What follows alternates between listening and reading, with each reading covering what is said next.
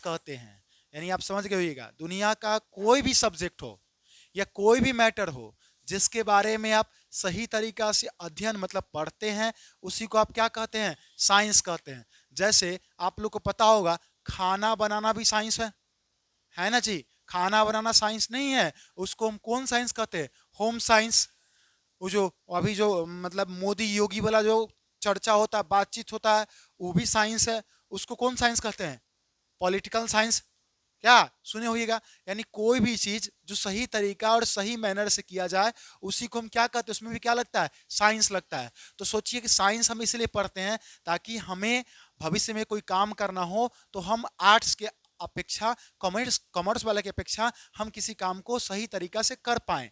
यही है साइंस। यानी लास्ट वर्ड एक बार और बोल देते हैं, दुनिया में कोई भी सब्जेक्ट, कोई भी मैटर जिसके बारे में आप सही तरीका से पढ़ते हैं, उसी को आप क्या कहते हैं? साइंस कहते हैं।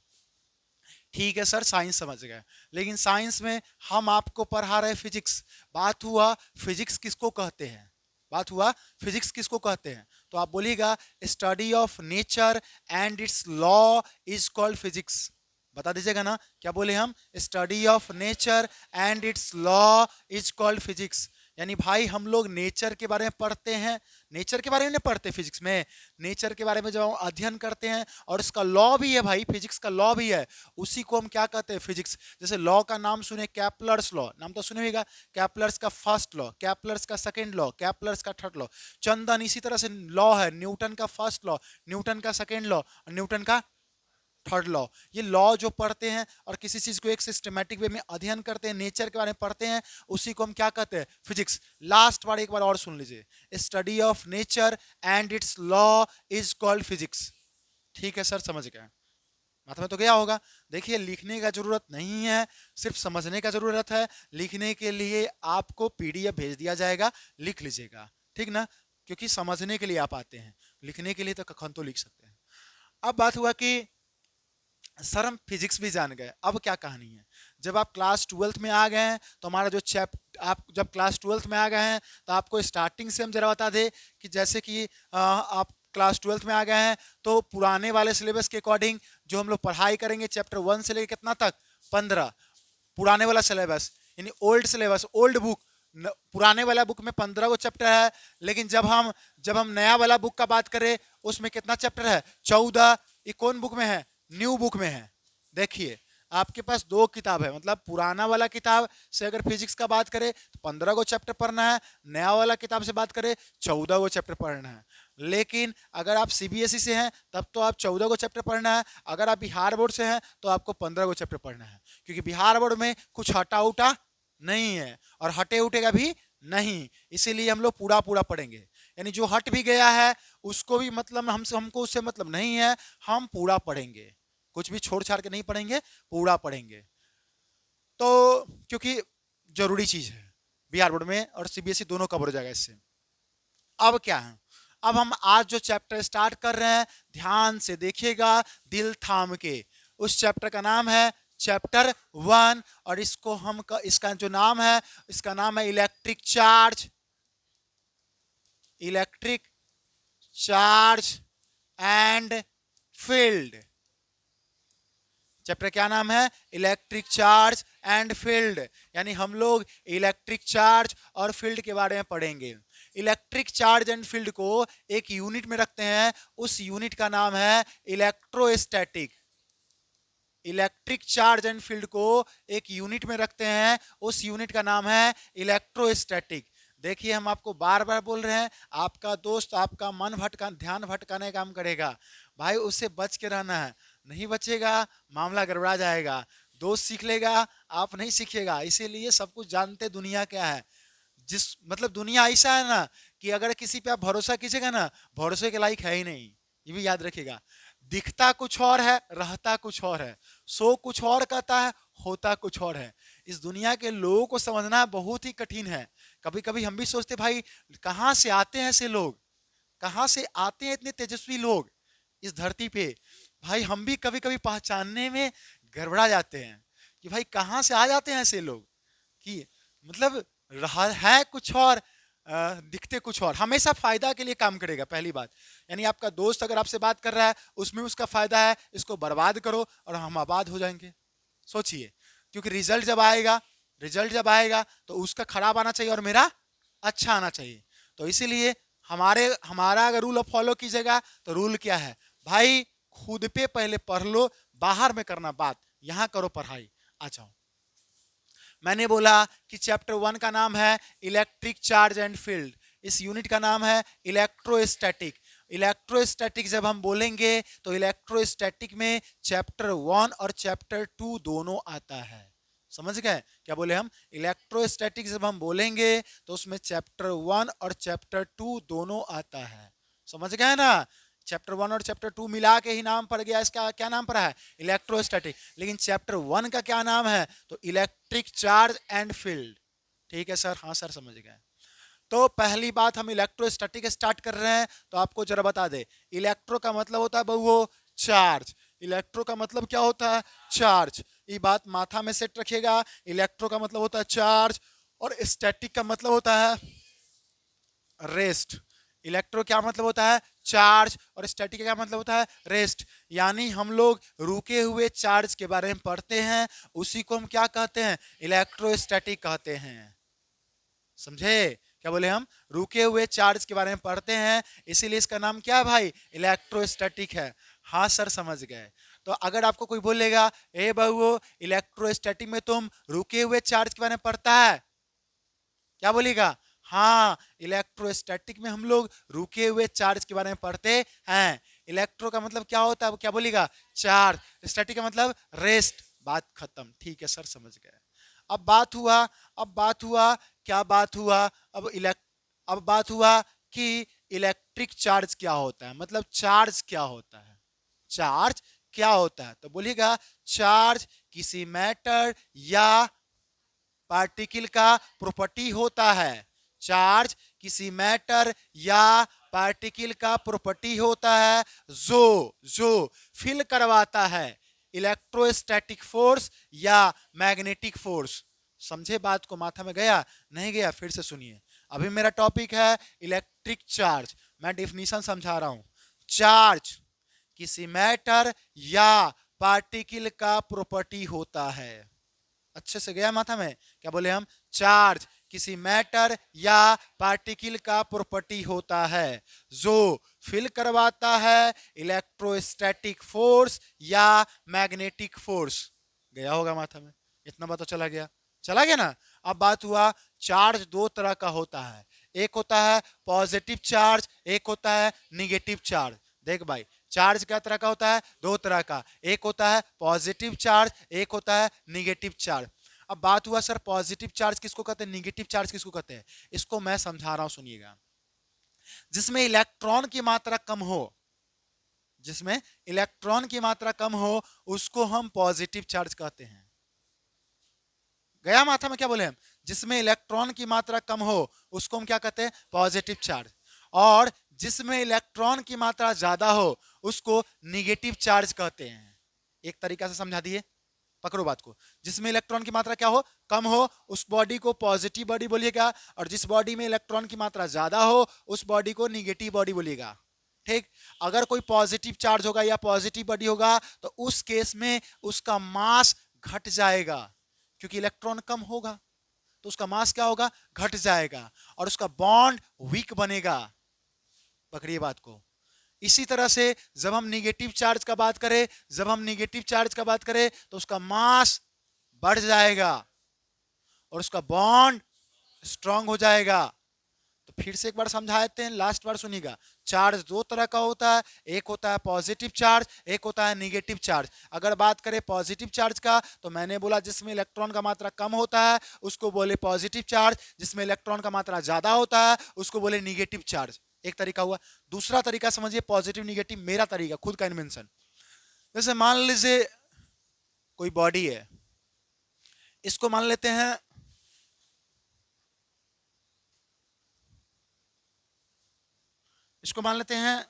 चंदन है। अभी चंदन के पास है, एक लड़की है, जिस लड़की का नाम है मान लीजिए चांदनी, चंदन से चांदनी, चलिए तो चंदन है, इसके पास अभी कौन है, चांदनी है, तो अभी तो चांदनी है, तो अभी तो चंदन ठीक है, खाना खा ली तो हाँ खा ली, ठीक है, लेकिन इसकी चांदनी इसको छोड़ के चली गई, चांदनी इसको छोड़ के चली गई। अभी चांदनी जो छोड़ के गई, ये चांदनी किसके पास गई, तो चांदनी जो गई वह किसके पास गई, बोलो ना भाई, केकरो नाम बोल देना, मोहन, चलिए मोहन के पास चली गई। अब अगर क्वेश्चन आपसे पूछा जाए, अब अगर आपसे क्वेश्चन पूछा जाए, ए बहू पॉजिटिव बॉडी कौन है, निगेटिव बॉडी कौन है, तो सुन, जब तक चांदनी नहीं गई थी, जब तक चांदनी नहीं गई थी तब तक कहानी कुछ नहीं, लेकिन जैसा ही चांदनी गई, तो गई, जाने के बाद मतलब गई मतलब याद रखिएगा, जाता हमेशा इलेक्ट्रॉन, जाता कौन हमेशा, मतलब ट्रांसफर इलेक्ट्रॉन होता है, प्रोटॉन नहीं होता है, पहले ही बता देते हैं हम, इलेक्ट्रॉन ट्रांसफर होता है, प्रोटॉन नहीं होता है। रीजन सुनिए, इलेक्ट्रॉन का मास कम होता है और प्रोटॉन का मास, इसीलिए इलेक्ट्रॉन ट्रांसफर होता है, प्रोटॉन ट्रांसफर। तो मैं पहले ही बता दिया हूं, लड़की को हम इलेक्ट्रॉन मानते हैं और लड़का को हम प्रोटॉन मानते हैं। तो चलिए, तो यानी अगर चंदन है, इससे चांदनी निकल गई, मतलब कौन निकल गया, इलेक्ट्रॉन, कौन निकल गया, इलेक्ट्रॉन। तो जब किसी बॉडी से इलेक्ट्रॉन निकल जाएगा तो वो बॉडी पॉजिटिव बॉडी कहलाएगा। मान लीजिए जब चंदन को चांदनी छोड़ी होगी, उस टाइम के लिए तो कठिन दौर रहेगा, लेकिन आफ्टर सम टाइम, कुछ समय बाद चंदन पक्का पॉजिटिव बॉडी बन जाएगा, इसमें कहने की कोई बात नहीं है। हर दर्द की दवा समय होता है, समय बीतेगा, चंदन पॉजिटिव बॉडी बन चुका है, लेकिन इसको एहसास थोड़ा लेट से होगा।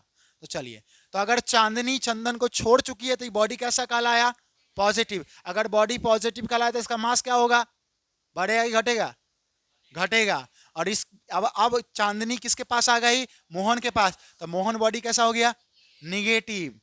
जिसके पास इलेक्ट्रॉन जाता है वो बॉडी कैसा होता है, निगेटिव। जब निगेटिव बॉडी होगा तो इससे मास क्या होगा, बढ़ेगा, और इसका बॉन्ड क्या होगा, स्ट्रांग होगा। ठीक है सर, हम पॉजिटिव निगेटिव समझ गए, हमारे माथा में पॉजिटिव निगेटिव का समझ आ गया।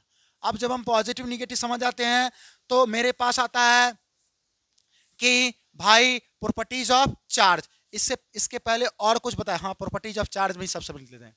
अगर हम प्रॉपर्टीज ऑफ चार्ज का बात करें, अगर हम किसका बात करें, प्रॉपर्टीज ऑफ चार्ज का, तो पहला पॉइंट लिखा हुआ, like charge repel each other and unlike charge attract each other. मतलब लाइक चार्ज एक दूसरे को धक्का देता है और अनलाइक चार्ज एक दूसरे को अट्रैक्ट करता है। जरा मैं इसको बताता हूं, आ जाइए। जैसे मान लीजिए ये प्लस है और ये प्लस है, ठीक, या अगर ये माइनस है, अगर ये माइनस है, तो आपको दिख रहा है प्लस है तो लाइक है, माइनस है माइनस है तो भी लाइक है। तो इसको बोलेंगे हम कि लाइक चार्ज। कौन चार्ज, लाइक चार्ज। इसी को दूसरा नाम बोलेंगे सिमिलर चार्ज। क्या बोलेंगे, सिमिलर चार्ज। हमेशा हमेशा रिपेल, रिपेल मतलब धक्का देता है, एक दूसरे को धक्का देता है, ठीक है, रिपेल करता है। ठीक है सर, समझ गए। इसी तरह से अगर हम बोलेंगे प्लस माइनस या माइनस माइनस प्लस, अगर यह प्लस माइनस माइनस प्लस अगर आपको दिख रहा है तो मेरे भाई ये अनलाइक चार्ज है। कैसा चार्ज है, बोलिए हो, कैसा चार्ज है, अनलाइक चार्ज है। इसी का दूसरा नाम डिसिमिलर चार्ज। कैसा सर, डिसिमिलर चार्ज। और यह एक दूसरे को क्या करेगा, अट्रैक्ट करेगा। समझ गए होइएगा, यानी लाइक चार्ज एक दूसरे को रिपेल करता है और अनलाइक चार्ज एक दूसरे को अट्रैक्ट करता है। ये बात हमें समझाना था, जो कि हम समझा दिए। ठीक है, पहला पॉइंट हो गया। दूसरा point, charge is always quantize, यानी दुनिया में चार्ज हमेशा क्वांटाइजेशन के फॉर्म में होता है। ध्यान से मेरे बातों को सुनिएगा, दुनिया में चार्ज हमेशा क्वांटाइजेशन यानी क्वांटाइज के फॉर्म में होता है। यानी दुनिया में जो चार्ज होता है ना, वह इसी फॉर्म में होता है, क्यू बराबर प्लस माइनस एन के फॉर्म में होता है। दुनिया में चार्ज किस फॉर्म में होता है, क्यू बराबर प्लस माइनस एन के फॉर्म में होता है। ये बात याद रखिएगा। एन क्या होगा, एन क्या होगा, इंटीजर। एन क्या होगा, इंटीजर। और ई क्या होगा, ई होगा charge on etch electron, etch electron. इसका जो वैल्यू होगा वह होगा 1 प्लस माइनस 1.6 इंटू 10 के पावर माइनस 19 कूलम। सर ये भी बात समझ गए, हमें समझ में आ गया। फिर से मैं बोल रहा हूं, चार्ज इज ऑलवेज क्वांटाइज्ड। अरे चार्ज इज ऑलवेज क्वांटाइज्ड का फॉर्मूला क्या होगा, क्यू बराबर, और ई का जो वैल्यू होगा वो कितना होगा, प्लस माइनस 1.6 इंटू 10⁻⁻19। ठीक है सर, ये भी समझ गए। दूसरा, total charge is always conserve, इसका मतलब टोटल चार्ज हमेशा कंजर्व ही होता है। आइए सुनिए, जैसे मान लीजिए एक बॉडी है, इसमें अभी 4 कूलम चार्ज है। कितना कूलम चार्ज है, 4 कूलम चार्ज है। अब ये बॉडी जो 4 कूलम है, ये 4 कूलम जो चार्ज था वो किसके पास था, ये 4 कूलम जो चार्ज था वो किसके पास था,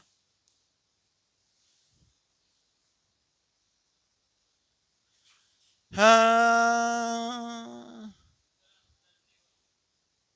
शिवम शिवम शिवम के पास था। ठीक, 4 कूलम चार्ज था। अब पहले भी 4 कूलम था, उसमें 4 कूलम है, लेकिन इसमें एक न्यूट्रल बॉडी आ गई है। कौन बॉडी आ गई, न्यूट्रल बॉडी। तो जब आपस में न्यूट्रल बॉडी आ गई, तो जब आपस में कांटेक्ट होगा तो क्या होगा भाई, हो सकता है कि इसमें 2 कूलम आ जाए और इस पे भी कितना कूलम आ जाए, कांटेक्ट आने के बाद 2 कूलम ही आएगा। मतलब अगर होने से पहले कितना कूलम था, तो होने के बाद भी कितना कूलम होगा। यही चार्ज का प्रॉपर्टी है कि चार्ज इज ऑलवेज कंजर्व। पहले 20 कूलम, तो ऐसा नहीं कि बाद में 50 कूलम हो जाएगा। पहले अगर 20 कूलम था तो कितना कूलम होगा, फिर बाद में भी 20 कूलम रहेगा। समझे, ये प्रॉपर्टी है चार्ज का। तो इस बात को बताया गया, क्या बताया गया, चार्ज इज ऑलवेज कंजर्व। अब सुनिए अगला पॉइंट, जहां पे मैटर होगा वहां पे चार्ज होगा। जहां पे मैटर होगा वहां पे, भाई मैटर है तो चार्ज होगा, मैटर है तो क्या होगा, ठीक है, charge is always associated with matter. अगला, हाँ वो हमको पता है गलत है, सही कर लीजिएगा, सही कर देंगे। अगला, अगर कोई चार्ज पार्टिकल एक्सेलरेट करेगा, ध्यान से सुनिए, प्रॉपर्टी यही सब। अगर कोई चार्ज पार्टिकल एक्सेलरेट करेगा, एक्सेलरेट मतलब समझते हैं ना, चलेगा, दौड़ेगा। अगर कोई चार्ज पार्टिकल एक्सेलरेट करेगा, तो उस केस में उस चार्ज पार्टिकल से कौन वेव निकलना शुरू हो जाएगा, इलेक्ट्रोमैग्नेटिक वेव। ध्यान से मेरे बात को, इस बात को याद रखेगा। अगर कोई चार्ज पार्टिकल एक्सेलरेट करेगा तो क्या निकलता है, इलेक्ट्रोमैग्नेटिक वेव। तो क्या गो प्रॉपर्टी है, 5 गो। एक और प्रॉपर्टी सुन लीजिए, एक और प्रॉपर्टी सुन लीजिए, मास बदलता है लेकिन चार्ज नहीं बदलता है। क्या बोले हम, मास बदलता है लेकिन चार्ज नहीं बदलता है। बोलेगा सर कैसे, तो सुनिए, जैसे मान लीजिए कोई बॉडी का वजन यहां पे कितना किलो है, 60 किलो है, और इसका चार्ज, इस बॉडी पे चार्ज 4 कूलम है। कितना कूलम है, 4 कूलम है। इस बॉडी को हम चांद पे ले गए, कहें चलो लेके चलते हैं चांद पे। जब इस बॉडी को चांद पे ले गए, तो इस बॉडी का जब वहां वजन किए, तो आपको पता है 60 गुने कितना हो जाएगा, 1/6। मतलब अगर भाग करे तो कितना केजी हो जाएगा इसका मास, 10 केजी। देख भाई इसका मास बदल गया, धरती पे वजन था 60 किलो, चांद पे ज्यादा वजन कितना हो गया, 10 किलो। लेकिन चार्ज अगर 4 कूलम है तो कितना कूलम रहेगा, 4 कूलम ही रहेगा। ये भी प्रॉपर्टी है कि क्या प्रॉपर्टी है, मास बदलता है लेकिन चार्ज नहीं बदलता है। ठीक है सर, हम प्रॉपर्टी समझ गए।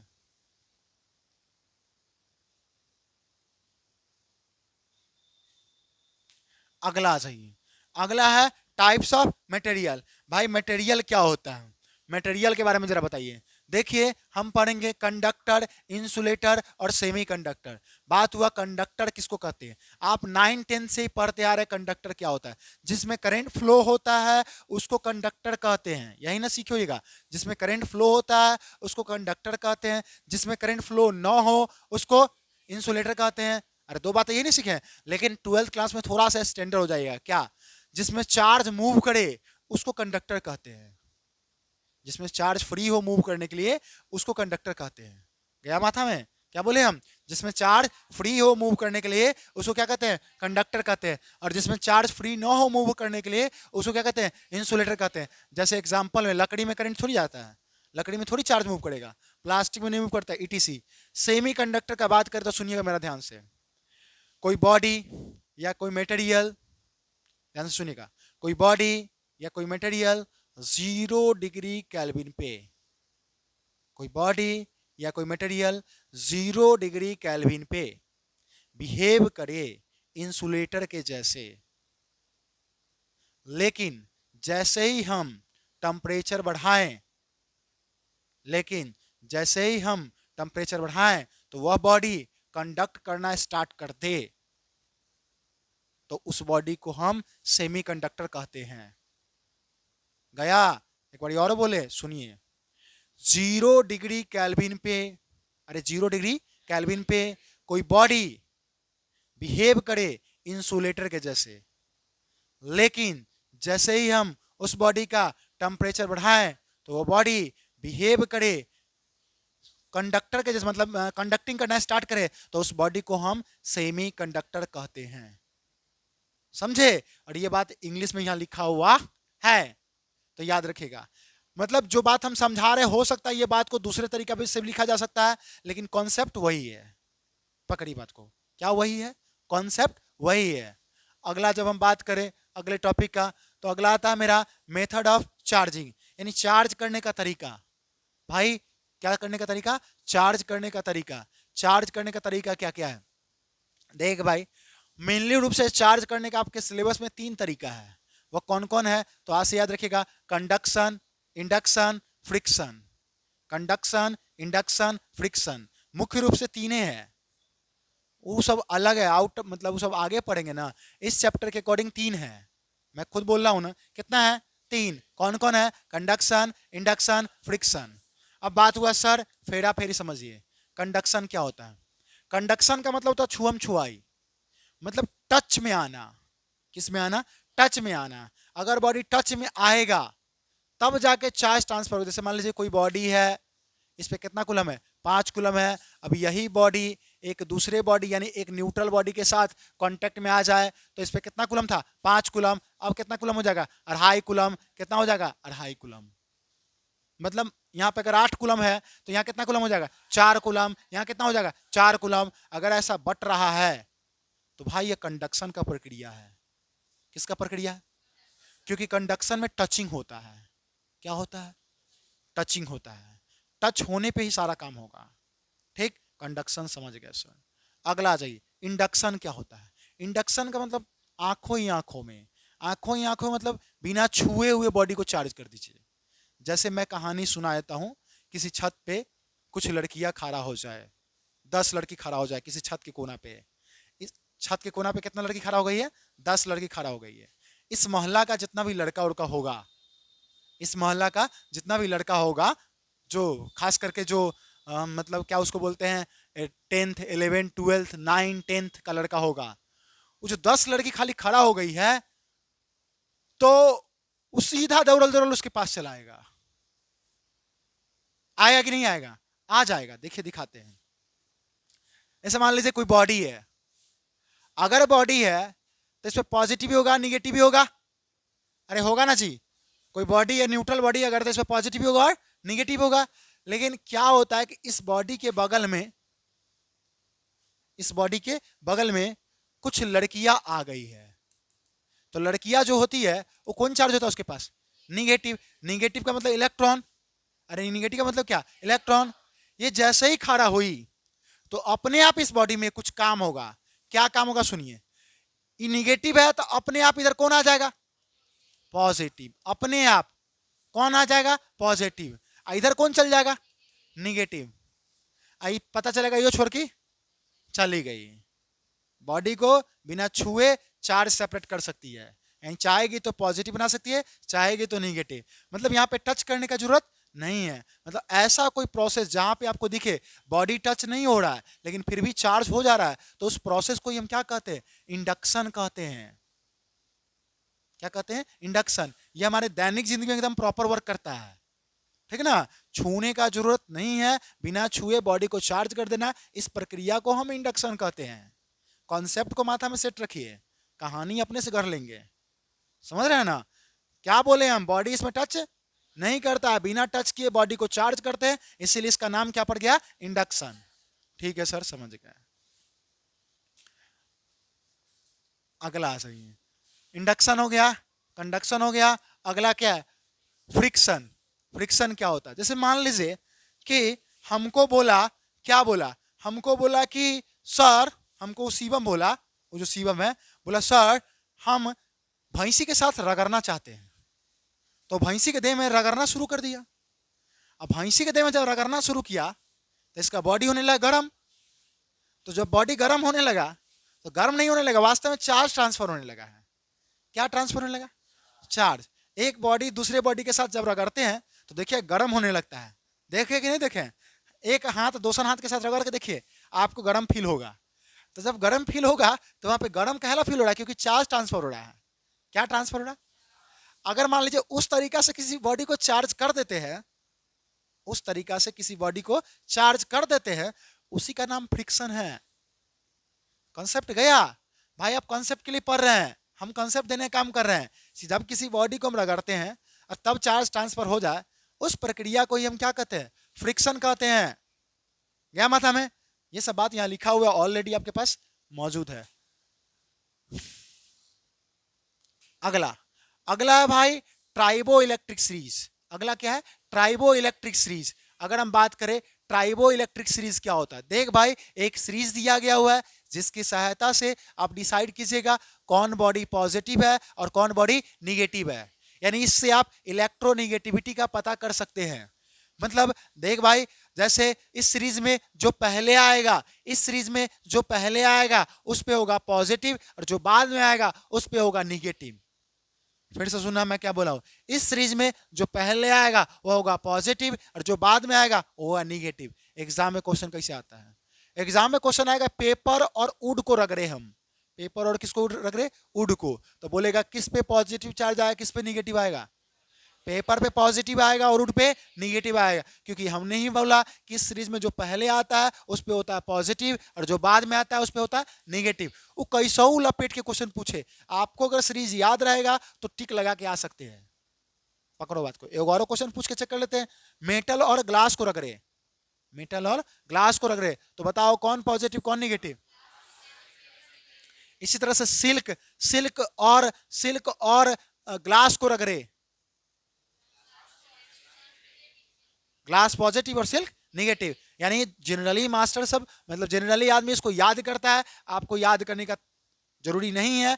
ट्रिक है भाई, इस सीरीज को तुम याद कर लेना, जो पहले आएगा वो होगा और जो बाद में आएगा होगा। याद रखना इस चीज को, ठीक है सर? समझ गए। अगला क्या है भाई? Gold leaf electroscope. अगला क्या है? Gold leaf electroscope. Gold leaf electroscope क्या होता है? बोलेगा गोल्ड लीफ इलेक्ट्रोस्कोप जो होता है वह एक इंस्ट्रूमेंट होता है। वह क्या होता है? इंस्ट्रूमेंट। मतलब कोई बॉडी है, उस पर कितना मैग्नीट्यूड में चार्ज है, ज्यादा है कि कम है, उसका पता करने के लिए हम किसका यूज करते हैं? गोल्ड लीफ इलेक्ट्रोस्कोप का यूज करते हैं। कोई बॉडी पे चार्ज का मैग्नीट्यूड पता करना हो तो उसके लिए किसका यूज कीजिएगा? गोल्ड लीफ इलेक्ट्रोस्कोप का यूज कीजिएगा। यह इंस्ट्रूमेंट होता है ना? अरे इंस्ट्रूमेंट होता है ना हो, यह इंस्ट्रूमेंट होता है। इंस्ट्रूमेंट मतलब समझते हैं ना? क्या? औजार। चलिए अगला है note, degree of divergence directly proportional होता है चार्ज ऑन ऑब्जेक्ट पे। मतलब किसी ऑब्जेक्ट पे कितना चार्ज है, क्या बोले हम? किसी ऑब्जेक्ट पे कितना चार्ज है वह डायरेक्टली प्रोपोर्शनल होता है किसके? डिग्री ऑफ डाइवर्जेंस के। सर समझ गए? आगे आ जाइए। अब मेरा फिजिक्स शुरू हुआ। अभी तक का कहानी जो था वो बस फॉर्मेलिटी का कहानी था। अभी तक बस हम फॉर्मेलिटी पूरा किए हैं, अब कहानी असली शुरू होने जा रहा है। अब कहानी जरूरी वाला है, तो अब हम जरूरी वाला कहानी पढ़ते हैं। पहला मेरा आया कूलम्ब्स लॉ। भाई क्या आया? Coulomb's law. आपके सामने दिख रहा है कूलम्ब्स लॉ। अगर हमको कोई बोलेगा कूलम्ब्स लॉ क्या होता है तो बोलेगा अकॉर्डिंग टू कूलम्ब्स लॉ, यानी कूलम्ब्स लॉ के अनुसार, कूलम्ब्स लॉ के अनुसार, ध्यान से हमारी बात को खाली सुनते चलिएगा। कूलम्ब्स लॉ के अनुसार force is directly proportional to, force is directly proportional to product of charge, force is directly proportional to product of charge and inversely proportional to square of distance between them. नहीं समझे sir? नहीं समझे, इसको practically समझाते। आ जाइए। जैसे मान लीजिए हम एक बॉडी ले लिए, वो कौन बॉडी ले लिए? ए ले लिए। एक और बॉडी ले लिए, वो कौन बॉडी ले लिए? बी। पकड़ भाई, ध्यान से पकड़। एक बॉडी लिए, बॉडी क्या है? ए। एक बॉडी क्या है? बस बी। ए बॉडी पे चार्ज है Q1, बी बॉडी पे चार्ज है Q2, हमने बोला ए बॉडी पे चार्ज क्या है Q1, बी बॉडी पे चार्ज क्या है Q2। तो अगर हम बोले कि अगर इस दोनों के बीच का डिस्टेंस हम कितना ले लिए R, और ये R जो लिए वो किस में लिए मीटर में, अरे किस में लिए मीटर में। अगर हम बोले कि इस पहला बॉडी पे ध्यान से देखिएगा, इस पहला बॉडी पे फोर्स लगेगा, इस पहला बॉडी पे फोर्स लगेगा, वो कौन लगाएगा दूसरा, कौन लगाएगा दूसरा, क्योंकि दोनों प्लस एंड सेम नेचर का लिए हैं, तो पहला बॉडी पे फोर्स कौन लगाएगा दूसरा। इसी तरह से अगर हम बोले कि भाई इस दूसरा बॉडी पे फोर्स लगाएगा, इस दूसरा बॉडी पे फोर्स लगाया कौन पहला, यानी ये बात बताया गया कि पहला बॉडी पे फोर्स कौन लगाता है दूसरा, और दूसरा बॉडी पे कौन लगाता है पहला। ये भी बोला गया कूलम्ब्स लॉ न्यूटन के थर्ड लॉ को फॉलो करता है। थर्ड लॉ मतलब इक्वल होगा, इक्वल क्या होगा F12 बराबर होगा किसके F21 के, क्योंकि न्यूटन थर्ड लॉ कहता है every action to equal and opposite reaction. तो देख भाई इक्वल किए, मतलब ये इस पे जितना फोर्स लगा उतना फोर्स इस पे भी लगेगा, तो न्यूटन का third law Coulomb's law follow करता है every action to equal and opposite reaction. तो दोनों को हम बराबर कर दिए, लेकिन अपोजिट है इसीलिए इसमें क्या लग गया माइनस। अरे क्या लग गया माइनस। इस बात का आगे प्रूफ भी है, इस बात का आगे प्रूफ भी है कि सही में इक्वल होता है कि नहीं। तो समझ गए, फिर से सुनो, मैंने बोला पहला बॉडी पे फोर्स कौन लगाएगा दूसरा, दूसरा बॉडी फोर्स कौन लगाएगा पहला, मतलब फोर्स जो लगता है वो इक्वल होता है। अरे फोर्स जो लगता है वो इक्वल लगता है। क्या न्यूटन के थर्ड लॉ को फॉलो करता है भाई, न्यूटन के थर्ड लॉ को फॉलो करता है। कौन करता है फॉलो कूलम्ब्स लॉ। तो बोल कोई पूछे कथी होता है तो बोलेंगे F12 बराबर F21, मगर किसमें माइनस में। माइनस काहे लगाया तुम, क्योंकि अपोजिट डायरेक्शन है। अरे कौन डायरेक्शन, यानी ये को उधर लगेगा वो इधर लगेगा। ठीक है सर समझ गया। अब हम आपको कहना चाहते हैं कि भाई बोला गया कूलम्ब्स के द्वारा बताया गया, क्या बताया, ध्यान से देखिएगा दिल थाम के, कूलम्ब्स के द्वारा क्या बताया गया, फोर्स डायरेक्टली प्रोपोर्शनल होता है product of magnitude of charge के। अरे फोर्स डायरेक्टली प्रोपोर्शनल होता है product of magnitude of charge के। क्या बोले माथा में गया, क्या बोले हम, फोर्स डायरेक्टली प्रोपोर्शनल होता है product of magnitude of charge के, इक्वेशन नंबर 1। इसी तरह से फोर्स इनवर्सली प्रोपोर्शनल होता है डिस्टेंस के स्क्वायर के। पहला बोले हम फोर्स डायरेक्टली प्रोपोर्शनल होता है product of magnitude of charge के, फोर्स इनवर्सली प्रोपोर्शनल होता है डिस्टेंस के स्क्वायर के। इक्वेशन में कितना हो गया, यह दो बात बताया गया मेरे भाई। बोला गया फोर्स डायरेक्टली प्रोपोर्शनल होता है product of magnitude of charge के, फोर्स इनवर्सली प्रोपोर्शनल होता है डिस्टेंस के स्क्वायर के। अगर हम दोनों इक्वेशन को ले तो एफ है तो एफ, देख भाई एफ है तो एफ डायरेक्टली Q1 है, फिर क्या है Q2 है, नीचे में क्या है R स्क्वायर है। इतना लिख लिए दोनों इक्वेशन से। तो देख भाई एफ का एफ लिखना, डायरेक्टली हटाए क्या लगता है K कांस्टेंट है, डायरेक्टली हटाए क्या लगता है K क्या है कांस्टेंट है। उसके बाद क्या हो गया Q1 और उसके बाद क्या होगा Q2 अपॉन क्या हो गया, यानी अगर आपसे वैसे कोई पूछेगा फोर्स का फॉर्मूला बोलो तो बोलेगा F बराबर K Q1 Q2 upon R square. अरे याद रहेगा क्या बोले हम, F बराबर K Q1 Q2 upon R square, याद रहेगा। कोई बोलेगा कूलम्ब्स लॉ का फॉर्मूला F बराबर K Q1 Q2 भाई, जहां पे K को हम इलेक्ट्रोस्टैटिक कांस्टेंट बोलते हैं। K को क्या बोलते हैं हम इलेक्ट्रोस्टैटिक कांस्टेंट। अरे K को क्या बोलते हैं इलेक्ट्रोस्टैटिक कांस्टेंट, यानी फार्मूला भी आया है F बराबर K Q1 Q2 अपॉन, बोले हम K को क्या बोलते हैं इलेक्ट्रोस्टैटिक कांस्टेंट। इस K का मान दिया गया 1/4 पाई इप्सिलॉन नॉट। K का मान कितना दिया गया 1/4 पाई इप्सिलॉन नॉट।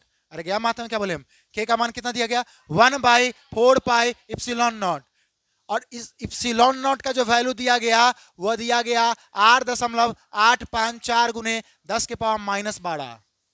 क्या दिया गया 8.854 गुने 10 के पावर -12। किसका वैल्यू दिया गया इप्सिलॉन नॉट का। तो मेरे भाई यहां से एक बात देखिएगा K का K 1 का 1 4 का 4, पाई का मान 3.14 और इप्सिलॉन नॉट का मान डालेंगे 8.854 गुने 10 के पावर -12। जब इसको गुना करते हैं ना, 9 गुने 10 के पावर 9 आता है। यानी जब इसको गुना करते थे कितना आता है? 9 गुने 10 के पावर 9। यानी अगर आपको कोई बोलेगा के का वैल्यू बोलो, 9 गुने 10 के पावर, यानी क्वेश्चन में आप कथी हुआ हो? भारी लग रहा है? भारी नहीं है, ये सब सारा खेला प्रैक्टिस का है। हम भी आपके सामने पढ़ा रहे हैं, अरे पढ़ा रहे हैं ना जी, हमारे यही सब कुछ कहाँ सेट किए हुए हैं? माथा में। तो ये सेट कैसे हुआ होगा? प्रैक्टिस। मतलब जब हम आपको भी कहानी बताए हुए हैं, आज भी हमें वो दिन याद है कि जब हम 2019 में पहली बार पढ़ाने गए थे तो एक लड़की बोली थी पीछे वाली बेंच से बैठ के, अरे 2019 में पहली बार जब पढ़ाने गए थे तो एक लड़की बोली थी क्या ही पढ़ाएगा, ये तो खुद ही बच्चा है। हम वो हवाई चप्पल में पहन के चले गए थे और टी शर्ट पहन के चले गए थे, और अखाड़े घाट में वो कोचिंग था, उसी में पढ़ाने चले गए थे, वो अपने मास्टर साहब था। तो बोले कि पढ़ा दो रोशन, पढ़ा देगा? तो हम बोले हाँ देखते, पढ़ा देंगे, पढ़ लेता है। हम कहा हाँ तो देखो पढ़ा के, चलिए देखते हैं। तो हम खाली खड़ा हुए ना तो पहला सब था क्या पढ़ाएगा, खुद बच्चा हमारा क्या पढ़ाएगा। सुन लिए ये बात, उसके बाद ठीक है, हमको पढ़ाना था वेक्टर। वेक्टर 11th क्लास में है ना जी, वेक्टर पढ़ाना था।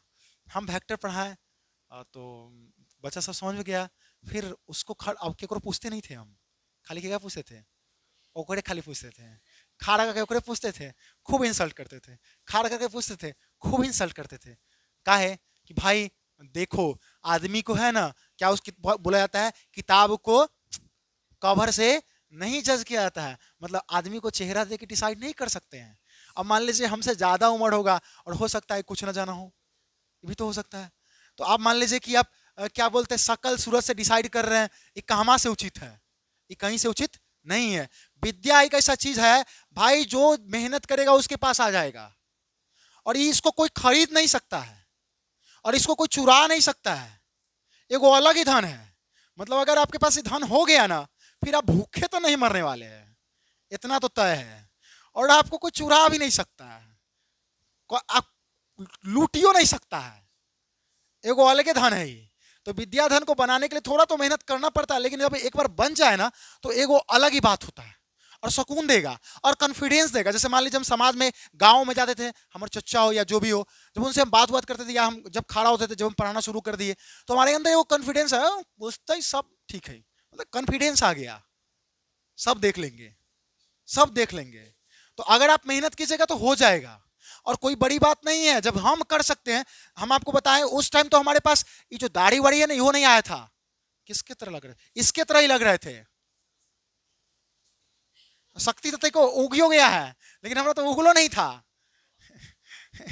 उसको तो हम जबरदस्ती छील छील के, दाढ़ी को जबरदस्ती छील छील के उगाए हैं। काहे वो छिले है, सब सुनो, इसलिए छिले क्योंकि भाई बच्चा डिसाइड नहीं करता मास्टर है।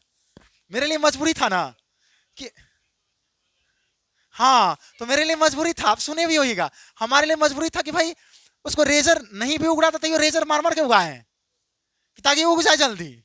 अब पाउडर लगा लेते थे, और हमारा सपना था, और सपना को हम कैसे तोड़ सकते थे, क्योंकि दाढ़ी आ नहीं रहा था। छीलना शुरू किए, 2 4 5 बार छीले, दाढ़ी आ गया।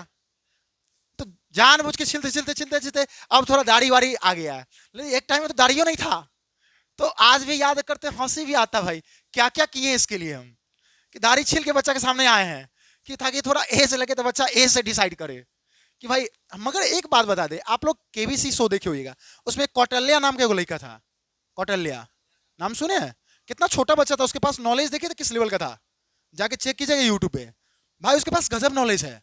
तो उस वहां से भी आप डिसाइड करते हैं, आप भी डिसाइड कर लीजिए, as just a number.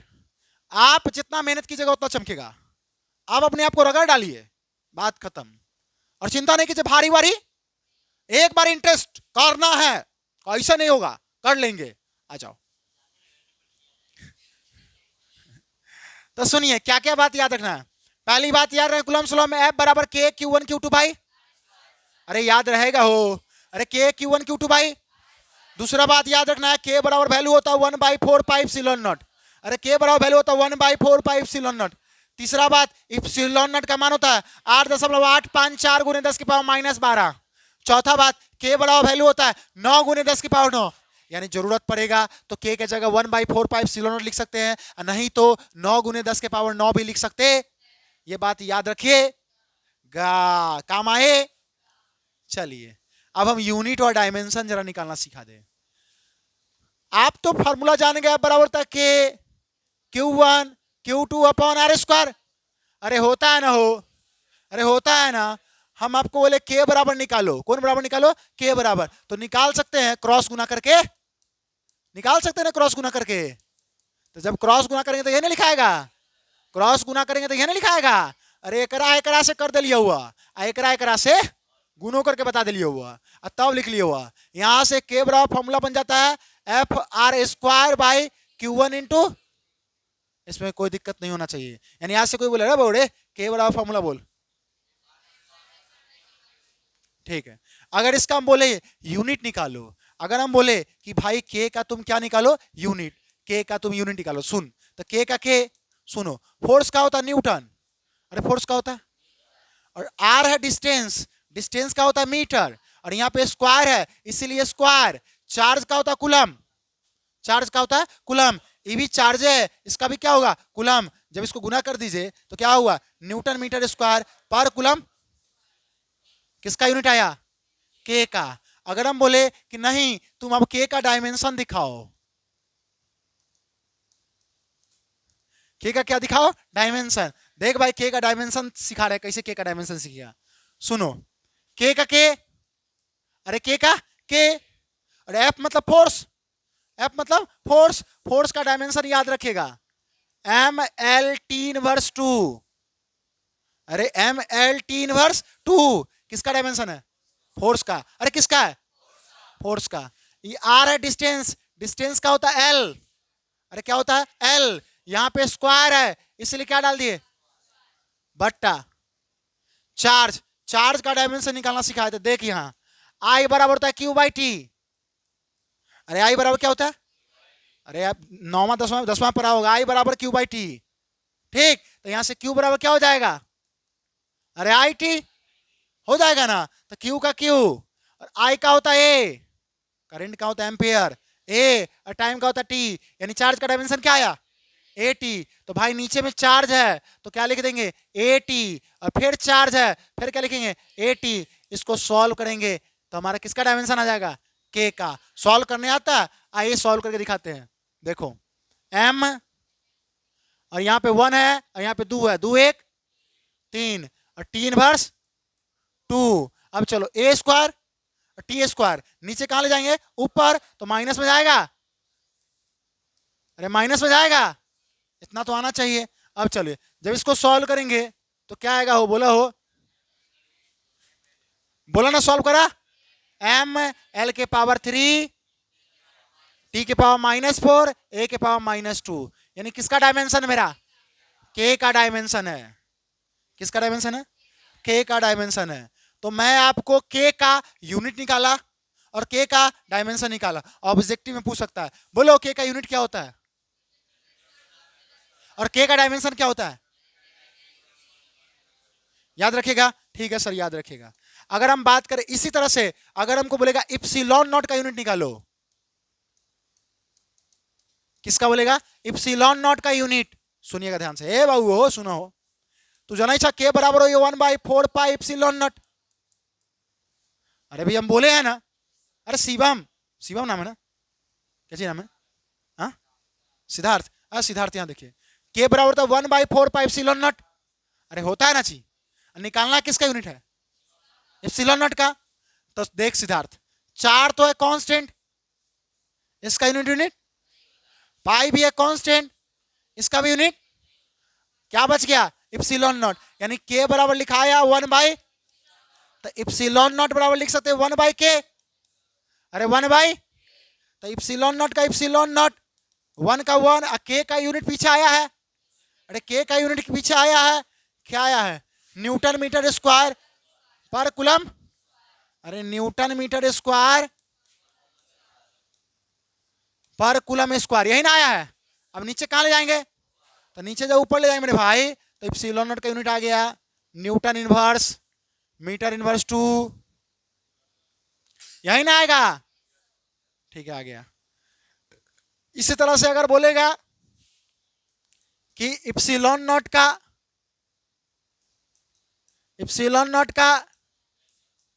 Dimension बताओ, ध्यान से देखिएगा क्या बोल रहा है, इप्सिलॉन नॉट का डायमेंशन बताओ, तो भाई तू जान, हाँ ठीक, तुम जान रहे हो कि इप्सिलॉन नॉट बराबर क्या होता है, 1/k। अरे इप्सिलॉन नॉट बराबर क्या होता है, 1/k। तो इप्सिलॉन नॉट बराबर 1/k, तो इप्सिलॉन नॉट बराबर क्या होता है 1, और k क्या आया है, बोलना, माथा में सेट कर लिए ना। चलिए हम पूछने वाले हैं, बोलिए, ml3, यही ना था, नीचे कहां ले जाओ, आएगा ना। तो देख भाई हम यूनिट भी निकाल लिए और क्या निकाल दिए, डायमेंशन भी निकाल दिए, समझ गए ना बात को। तो देखिए एक प्लस पॉइंट क्या है कि जितना कुछ हम पढ़ाए हैं वो सब कुछ आपके लिए हम क्या कर चुके हैं, रिकॉर्ड। मान लीजिए बाद में भूल भी जाते हैं तो उसको आप देख सकते हैं घर बैठ के 2 बार 4 बार करके, जितना देखिएगा उतना ज़्यादा माथा में जाएगा, सारा कंसेप्ट आ जाएगा, बात खत्म। आपको तो कंसेप्ट से मतलब है। चलिए, तो हमें ये चीज़ भी पता चल गया, हम ये भी चीज़ निकाल लिए। अब देख भाई होता है ना, तक आप माइक हटा लेते हैं।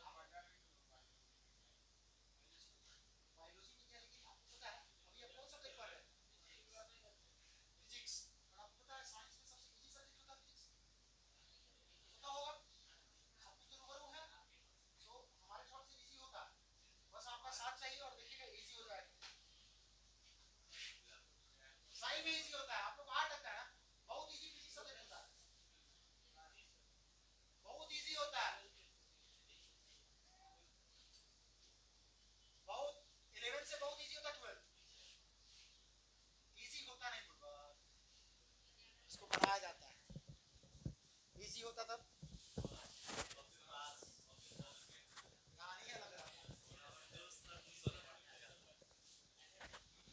बट हम जब कर सकते तो आप भी कर सकते। आ जाइए अगला,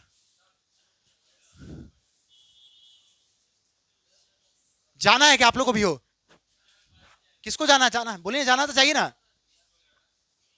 जाना है, आ जाइए सुनिए।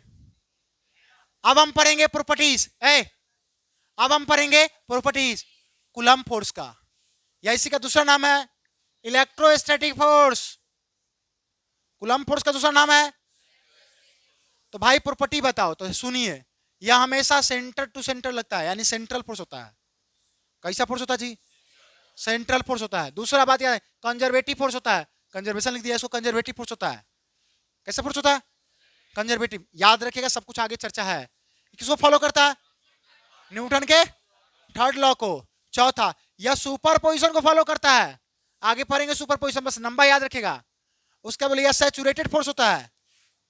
कैसा फोर्स होता है, सैचुरेटेड फोर्स होता है, ठीक है। यानी क्या गो प्रॉपर्टी है, 5 गो। फिर से सुन लीजिए, पहला कैसा फोर्स होता है, सेंट्रल फोर्स, दूसरा, तीसरा, चौथा, पांचवा, याद रखिएगा काम आएगा, ठीक है सर।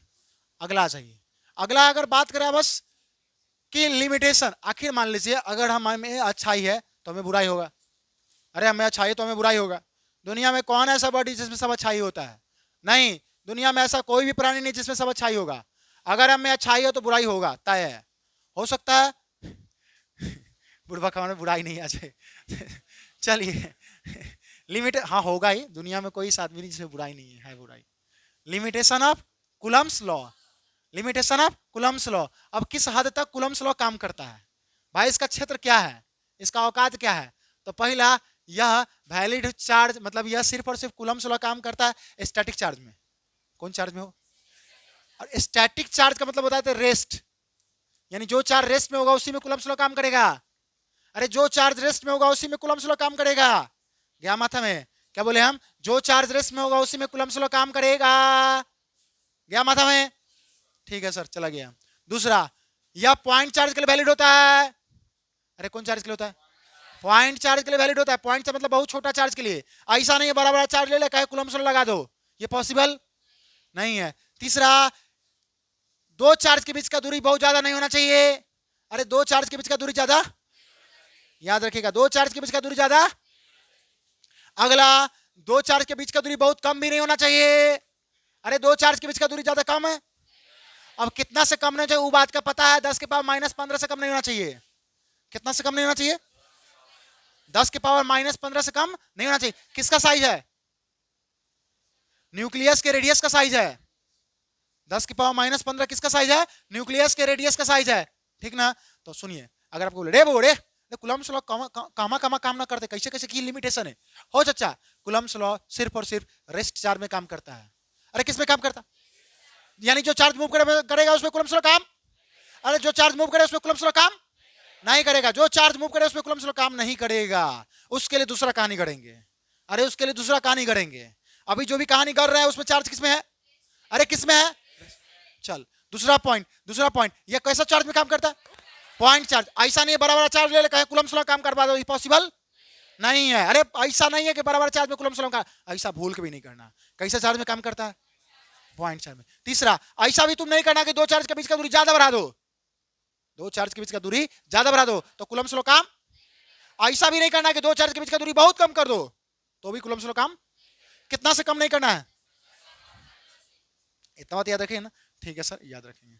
अगला क्या है? अगला है मेरा पॉइंट चार्ज। पॉइंट चार्ज क्या होता है? सुनिएगा, अगला क्या है? पॉइंट चार्ज क्या होता है? सर जब हम पॉइंट चार्ज की बात करें, बोल उब जाइएगा तो बता दीजिएगा। जरूरी नहीं कि आज पढ़ लेंगे, अगले संडे को भी पढ़ सकते हैं। बस आपके क्षमता का ऊपर डिपेंड है। मेरा क्षमता अनलिमिटेड है। हम एक बार शुरू हुए हैं तो अंत भी कर सकते हैं। आ जाइए। तो अभी हम बोले हैं 10 नहीं ना बजा भी। चलिए ठीक है, अभी हम कौन चार्ज पढ़ेंगे? Point charge. बात हुआ सर पॉइंट चार्ज क्या होता है? सुनिए, पॉइंट चार्ज डिफिनीशन लिखा हुआ है कि भाई बहुत ही छोटा चार्ज होता है। अरे कैसा चार्ज होता है? बहुत ही छोटा चार्ज होता है जिसका एरिया और वॉल्यूम निग्लिजिबल होता है। अरे जिसका एरिया और वॉल्यूम निग्लिजिबल होता है, यानी वह चार्ज, अरे वह चार्ज जिसका एरिया और वॉल्यूम निग्लिजिबल हो उसको कौन चार्ज कहते हैं? अरे समझे? अरे वह चार्ज जिसका एरिया और वॉल्यूम निग्लिजिबल मतलब समझते हैं ना, न की मात्रा में, उसको हम कौन चार्ज कहते हैं? ठीक है सर, समझ गया। अगला है Coulomb's law for vector charge. इसी का दूसरा नाम है Coulomb's law in vector form. क्या नाम है वो? और ये 5 नंबर का है और इंपॉर्टेंट है। आ जाइए अब इसका डेरिवेशन करते हैं। ध्यान से देखिएगा, ध्यान से देखिएगा, दिल थाम के अस्थिर से देखिएगा, बात बात खाली नहीं कीजिएगा, समझ जाइएगा।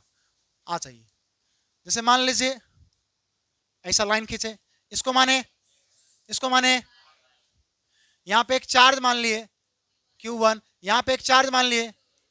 ध्यान से देखना भाई, देखना ध्यान से। पहले लाइन खींचे x और y, एक चार्ज माने Q1, एक चार्ज माने Q2। इस पॉइंट को मान लिए, अगर हम इसको इससे जोड़ दे तो Q1 डिस्टेंस क्या मान लिए, अगर हम इसको इससे जोड़ दे क्या हो गया? इसमें कोई दिक्कत नहीं होना चाहिए। अब देख भाई, अगर हम इसको इससे जोड़ दे, जोड़ दिए। अब बोल अगर नीचे की तरफ एरो दिखा दे, दिखा दिए। अगर हम 1 से 2 पे जा रहे हैं तो लिखेंगे R1, अगर हम 2 से 1 पे जाएं तो R2। इसमें कोई दिक्कत नहीं होना चाहिए। अगर हम बोले कि दो बला पे फोर्स लग रहा है, किस पे? दो बला पे फोर्स लग रहा है, वो किसके कारण लगेगा? 1 के कारण। अगर हम बोलेंगे कि अभी 1 बला पे फोर्स लग रहा है, 1 बला पे, वो किसके कारण? फिगर हो गया मेरा, फिगर में कोई दिक्कत नहीं होना चाहिए। अब देख भाई, कहानी करना होगा, देखना कहानी कैसे करते हैं। सिद्धार्थ ध्यान से देखिएगा, F बराबर फॉर्मूला होता है K Q1 Q2। कई बात पढ़े हैं? अरे पढ़े हैं, पढ़े हैं। चल, हमारा मान या तो हम F21 उठा ले, हमारा मान या तो F12 उठा ले। तुम किसी को उठा के बना सकता है, इससे कोई फर्क तुम्हारे ऊपर डिपेंड है, जो उठा लो। तो बोलो हम क्या उठा ले? F12। चलो F का F, लेकिन इसके नीचे क्या लगा दिए? 1 2। K का K रहेगा, Q1 का Q1 होगा, Q2 का Q2 होगा। अब चलो तुम उठाया क्या है? क्या उठाया है? F12 हुआ है ऊपर, जब तुम F12 उठाया तो ऊपर की तरफ डिस्टेंस क्या है, तो आर के जगह बस क्या लिखा जाएगा, का, ठीक है। और जिसका स्क्वायर उसे क्या डाल देना, कैप, क्योंकि कैप भरता था यूनिट वेक्टर और उसका मान कितना होता है 1, इससे कोई फर्क, इक्वेशन में कितना हो गया, ठीक है सर। इसी तरह से अब क्या लेंगे, बोलना भाई, F2, अरे सिद्धार्थ क्या लिखा है बोलिए, अब बोलिए हो, के Q1 बाई डिस्टेंस क्या, सर F21 जब लिए हैं तो उसका डिस्टेंस है R12, तो R12 का जिसका स्क्वायर उसी का, इक्वेशन नंबर, कोई दिक्कत नहीं होना चाहिए, ऐसा हम आशा करते हैं। इसको 1 हो गया, उसको 2 हो गया। अब हम क्या करेंगे, अब हम आपको बता दें कि जितना आप ऊपर जा रहे हो उतना ही, जितना आप ऊपर मतलब जितना डिस्टेंस ऊपर जा रहे हो उतना ही डिस्टेंस कहाँ रहा है, इसका मतलब लिखेंगे हम कि R21 बराबर है किसके, R12 के। अरे R21 बराबर है किसके, R12 के, लेकिन अपोजिट है इसलिए क्या साइन लगा दिए, माइनस, ठीक है सर। और इसको इक्वेशन में कितना मान लेंगे, अब लिखेंगे नाउ पुट इक्वेशन 3 इन, भाई 3 का मान कहां पुट, देखिए R21 है किसमें, R21 है 1 में, देख ध्यान से R21 है 1 में, तो लिखेंगे 3 का मान कहां पुट होगा 1 में। जब वो 3 का मान 1 में पुट करेंगे तो क्या हो जाएगा, देखिए तो F12 का F12, अरे देख रहे हैं यहाँ लिखा है ना, K का K, Q1 का Q1, Q2 का Q2 बट्टा R21 की जगह, R21 की जगह क्या हो जाएगा माइनस का R12, लेकिन स्क्वायर है तो माइनस का चल जाएगा प्लस में, अरे यहाँ पे स्क्वायर है ना, माइनस में R12 यहाँ पे रखेंगे, लेकिन स्क्वायर है तो कहाँ चल जाएगा प्लस में, तो सीधा लिखा जाएगा R12 का इंटू R21 की जगह क्या आ जाएगा माइनस का R12, और ये है किसमें, इसलिए क्या डाल दिए, और इक्वेशन में इसको कितना मान ले 4 मान लेते, क्या दिक्कत है, उसे कोई फर्क नहीं। अब चल भाई F12 का F12, अगर हम माइनस को बाहर निकाल ले, अगर हम माइनस को बाहर निकाल ले तो देखो तो माइनस को जब तुम बाहर निकालेगा तो ये इक्वेशन 1 और 2 में कहां पे है, 1 और 2 में कौन है 2 है, यानी वो जो इक्वेशन है वो माइनस को जब तुम बाहर निकाल लिया तो ये इक्वेशन यही ना है, अरे है ना, तो है तो इसके जगह हम ये लिख दे, तो लिख देते F2, यानी प्रूव हुआ कि फोर्स इक्वल लगता है और क्या लगता है अपोजिट, फोर्स इक्वल लग रहा है लेकिन क्या लग रहा है, ये बात तय देर पहले हम बोले भी थे कैसा लगता है, लेकिन अभी हम प्रूव कर दिए कि भाई फोर्स इक्वल लग रहा है और क्या लग रहा है, इसमें कोई दिक्कत नहीं होना चाहिए। अब चलो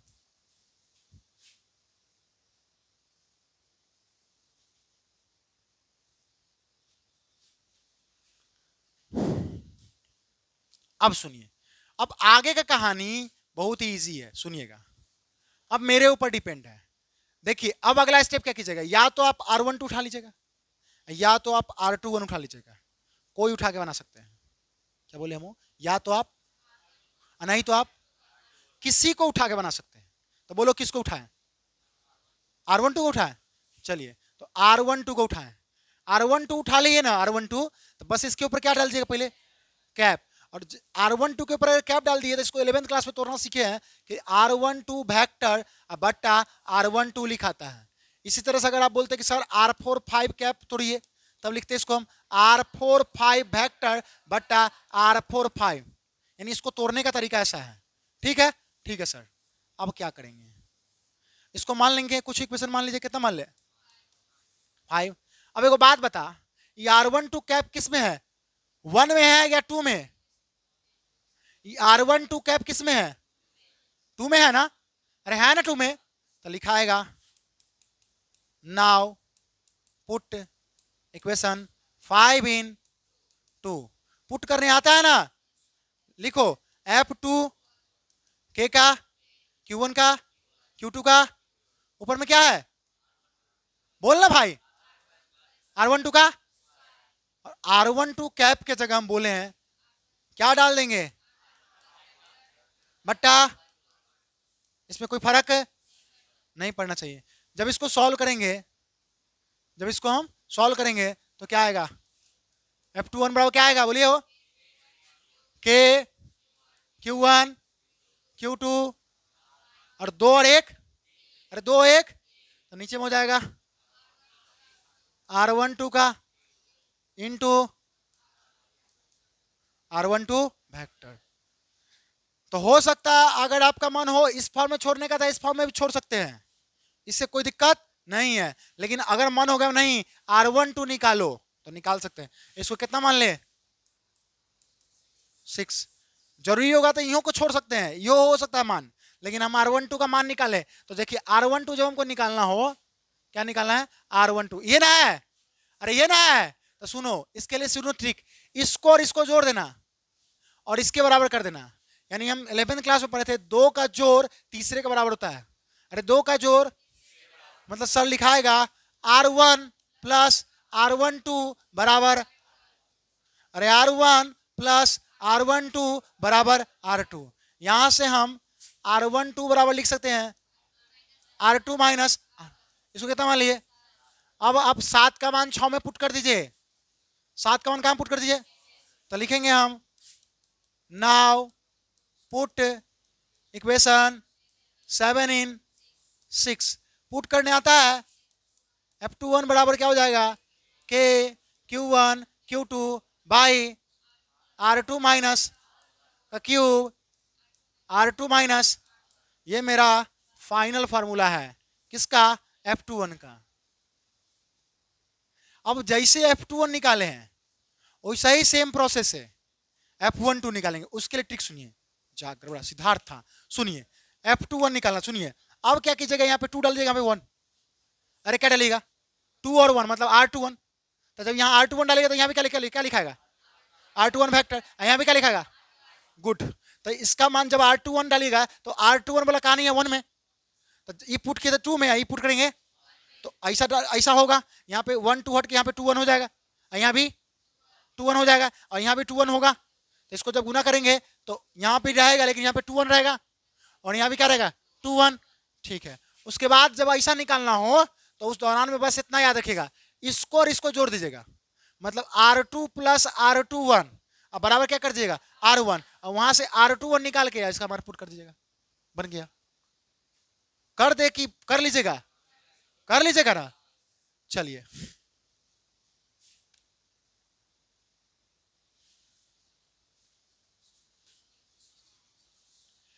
डिस्ट्रीब्यूशन ऑफ चार्ज, भाई चार्ज का बंटवारा, अरे चार्ज का बंटवारा। बात हुआ सर चार्ज का बंटवारा कैसे होता है, तो सुनिए आपको पता है जब परिवार बढ़ता है तो बंटवारा होता है, अरे परिवार बढ़ता है तो बंटवारा होता है ना जी, होता है। तो इसी तरह से चार्ज का भी बंटवारा है, यानी अगर किसी बॉडी पे चार्ज का डिस्ट्रीब्यूट कर दे हम उसके ऊपर क्लोजली और रेगुलरली तो उसी को हम डिस्ट्रीब्यूशन ऑफ चार्ज कहते हैं। मतलब जब चार्ज का डिस्ट्रीब्यूशन क्लोजली और रेगुलरली करेंगे तो उसी को हम डिस्ट्रीब्यूशन ऑफ चार्ज कहते हैं। चार्ज का डिस्ट्रीब्यूशन कैसे करेंगे क्लोजली और रेगुलरली, उसी को हम क्या बोलेंगे डिस्ट्रीब्यूशन ऑफ चार्ज। भाई डिस्ट्रीब्यूशन ऑफ चार्ज का टाइप है, अब डिस्ट्रीब्यूशन ऑफ चार्ज का टाइप है, वो टाइप क्या गो है 6 गो टाइप है। पहला टाइप पढ़ने जा रहे हैं, क्या नाम है उसका लीनियर डिस्ट्रीब्यूशन ऑफ चार्ज। अगर आपको कोई बोले लीनियर डिस्ट्रीब्यूशन ऑफ चार्ज क्या होता है, सुनिएगा ध्यान से। अगर चार्ज का डिस्ट्रीब्यूशन, ये ध्यान से सुना, अगर चार्ज का डिस्ट्रीब्यूशन एक लाइन के ऊपर हो, अगर चार्ज का डिस्ट्रीब्यूशन एक लाइन के ऊपर हो तो उसको हम लीनियर डिस्ट्रीब्यूशन ऑफ चार्ज कहते हैं। गया मात्रा में क्या बोले हम, अगर चार्ज का डिस्ट्रीब्यूशन एक लाइन के ऊपर हो तो उसको हम लीनियर डिस्ट्रीब्यूशन ऑफ चार्ज कहते हैं। अरे गया मात्रा में क्या बोले हम, अगर चार्ज का डिस्ट्रीब्यूशन एक लाइन के ऊपर हो तो उसको हम लीनियर डिस्ट्रीब्यूशन ऑफ चार्ज कहते हैं। गया, ठीक है सर गया। अब सुनिए दूसरा लीनियर डेंसिटी ऑफ चार्ज। तो सुनिएगा अगर चार्ज का डिस्ट्रीब्यूशन पर यूनिट लेंथ में हो, अरे ध्यान से सुनिएगा, अगर चार्ज का डिस्ट्रीब्यूशन पर यूनिट लेंथ में हो उसको हम लीनियर डेंसिटी ऑफ चार्ज कहते हैं। अगर चार्ज का डिस्ट्रीब्यूशन पर यूनिट लेंथ में हो तो उसको हम लीनियर डेंसिटी ऑफ चार्ज कहते हैं। क्या बोले हम, अगर चार्ज का डिस्ट्रीब्यूशन पर यूनिट लेंथ में हो तो उसको हम लीनियर डेंसिटी ऑफ चार्ज कहते हैं। क्या मतलब क्या बोले हम, अगर चार्ज का डिस्ट्रीब्यूशन पर यूनिट लेंथ में हो तो उसको हम लीनियर डेंसिटी ऑफ चार्ज कहते हैं। इसमें फॉर्मूला क्या बनेगा चंदन, लेमडा बराबर क्यू बाई, ठीक है समझ गए। अगला क्या है शक्ति, अगला है सरफेस डिस्ट्रीब्यूशन ऑफ, अरे अगला है सरफेस डिस्ट्रीब्यूशन ऑफ। ये क्या होता है सुनिएगा, अगर चार्ज का डिस्ट्रीब्यूशन किसी बॉडी पे अगर चार्ज का डिस्ट्रीब्यूशन किसी बॉडी पे रेगुलरली और क्लोजली हो, ध्यान से, अगर चार्ज का डिस्ट्रीब्यूशन किसी बॉडी पे रेगुलरली और क्लोजली हो तो उसको हम सरफेस डिस्ट्रीब्यूशन ऑफ चार्ज कहते हैं। गया माथा में क्या बोले? अगर चार्ज का डिस्ट्रीब्यूशन किसी बॉडी पे, अरे अगर चार्ज का डिस्ट्रीब्यूशन किसी बॉडी पे रेगुलरली और क्लोजली हो तो उसी को हम सरफेस डिस्ट्रीब्यूशन ऑफ चार्ज कहते हैं। ठीक है, अगला है सरफेस डेंसिटी ऑफ चार्ज। तो सुनिएगा, अगर चार्ज का डिस्ट्रीब्यूशन पर यूनिट एरिया में हो, अगर चार्ज का डिस्ट्रीब्यूशन पर यूनिट एरिया में हो तो उसको हम सरफेस डेंसिटी ऑफ चार्ज कहते हैं। और सरफेस डेंसिटी ऑफ चार्ज को हम सिग्मा से दिखाते हैं। किससे दिखाते हैं? और इसमें फॉर्मूला बनता है सिग्मा बराबर क्यू बाई ए, सिग्मा बराबर क्यू बाई ए। अगला वॉल्यूम डिस्ट्रीब्यूशन ऑफ चार्ज। अगला क्या है? Volume distribution of charge. तो सुनिएगा, अगर चार्ज का डिस्ट्रीब्यूशन पूरे वॉल्यूम में हो, अगर चार्ज का डिस्ट्रीब्यूशन पूरे वॉल्यूम में हो, यानी संपूर्ण वॉल्यूम में हो, उसको हम वॉल्यूम डिस्ट्रीब्यूशन ऑफ चार्ज कहते हैं। क्या बोले? अगर चार्ज का डिस्ट्रीब्यूशन पूरे वॉल्यूम में हो उसको हम वॉल्यूम डिस्ट्रीब्यूशन ऑफ चार्ज कहते हैं। अगला आ जाइए, अगला क्या है? Volume density of charge. सुनिए ध्यान से, अगर चार्ज का डिस्ट्रीब्यूशन पर यूनिट वॉल्यूम में हो, अगर चार्ज का डिस्ट्रीब्यूशन पर यूनिट वॉल्यूम में हो, अगर चार्ज का डिस्ट्रीब्यूशन पर यूनिट वॉल्यूम में हो तो उसको हम वॉल्यूम, याद रहेगा कि नहीं रहेगा? रहेगा। अगर भूल जाइएगा तो फिर से आप वीडियो से रिकॉल कर सकते हैं। अगला क्या भाई? हाँ, फॉर्मूला लिखे ना? अच्छा, इसका फॉर्मूला छोड़ दिए। अच्छा रुकिए, इसको रो से दिखाते हैं। रो बड़ा फॉर्मूला होता है क्यू बाई भी। ठीक है, अगला चाहिए। अगला क्या टॉपिक है? डाइलेक्ट्रिक कांस्टेंट और क्या है? Relative permittivity. अरे डाइलेक्ट्रिक और रिलेटिव, क्या बोले हम? इसको हम के से और नहीं तो इसको हम इप्सिलॉन आर से दिखाते हैं। क्या बोले हम? किसे दिखाते हैं? के से, नहीं तो अरे इप्सिलॉन। अगर कोई बोलेगा ये क्या होता है, सुनिए, अगर कोई बोलेगा ये क्या होता है, ध्यान से सुनिएगा, अगर कोई बोलेगा ये क्या होता है तो सुनिए, बोलिएगा हमारी तरह, यह रेशियो होता है। अरे यह रेशियो होता है किसका? Absolute permittivity of medium. अरे absolute permittivity of medium upon absolute permittivity of free space. जो हम बोले गया मतलब क्या बोले हम बोले यह रेशियो होता है किसका? Absolute permittivity of medium upon absolute permittivity of free space. अरे गया मतलब क्या बोले हम? यह रेशियो होता है किसका? Absolute permittivity of upon absolute permittivity of. याद तो रखिएगा, डेफिनेशन लिखा हुआ है लेकिन हम बोल के समझा दिए कि यह रेशियो होता है किसका? Absolute permittivity of upon absolute permittivity of. Good. और दिखाते किससे हैं? नहीं तो इप्सिलॉन आर से। अब सुनिए, के नहीं तो हम इप्सिलॉन आर से दिखाते हैं। और अभी आप बोले हैं ये रेशियो होता है किसका? Absolute permittivity of medium, absolute permittivity of medium upon absolute permittivity of free space.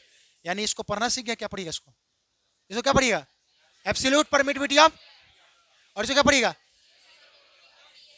ठीक है सर, समझ गए। अब इसको डिराइव करना है। आ जाइए, ध्यान से देखिए, आए ध्यान से देखिए।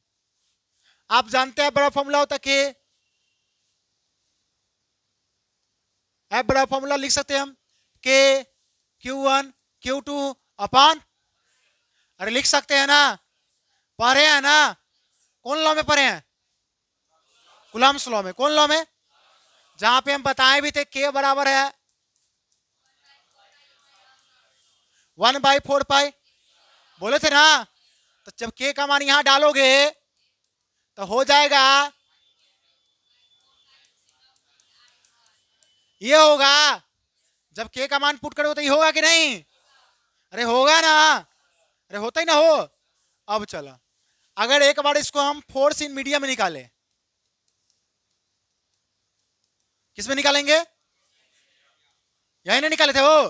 तो फोर्स इन मीडियम का जब बात करें हम, यानी फोर्स निकालना लेकिन मीडियम में, तो सुनो क्या करना, एफ लिखना, नीचे में क्या लगा देना? अरे क्या लगा देना?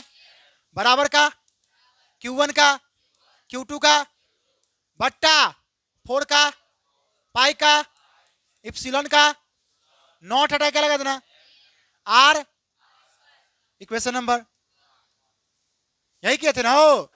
चलिए उसके बाद फोर्स क्या नहीं किसमें निकलेंगे अब, फ्री स्पेस या एयर, तो लिखेंगे हम फोर्स इन फ्री स्पेस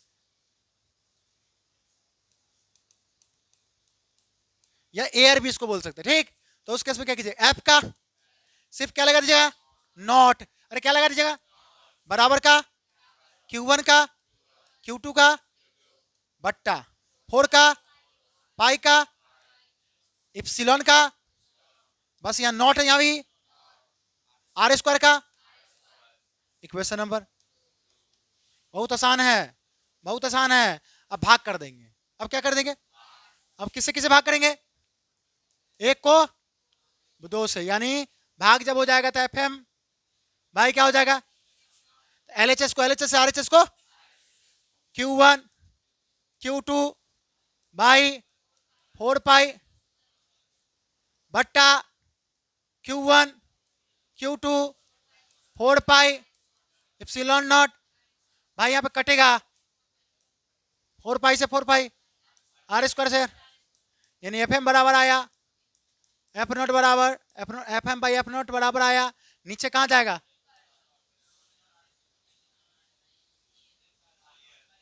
कुछ गड़बड़ हुआ है क्या, वो पहले हम एयर निकाले थे ना, हाँ यहाँ पे जैसा माने जैसे पिछले माने थे, रुकिए एक मिनट, इसको थोड़ा सा, हमको तो पता है कि ये रेशियो होता है एब्सोल्यूट परमिटिविटी ऑफ मीडियम, तो भाग कर रहा हूं हमको किससे, 2 में किससे 1 से, तो एफ नॉट बाई, खाली स्टेटमेंट याद रखिएगा बस, उसके बाद कहानी अपने से दौड़ जाएगा, क्या है Q1 Q2 by 4 pi epsilon naught r square, फिर क्या है Q1 Q2 बाई 4 पाई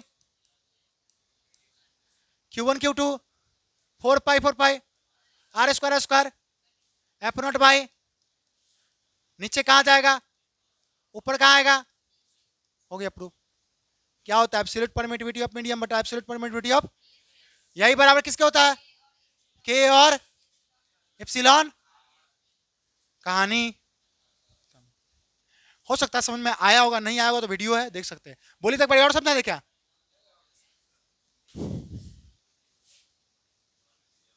रहने दे, रहने दे क्या, कौन कौन है कि रहने दे, हाथ खड़ा कीजिए, देखे देखे दुइयों आदमी हाथ खड़ा कर वाले,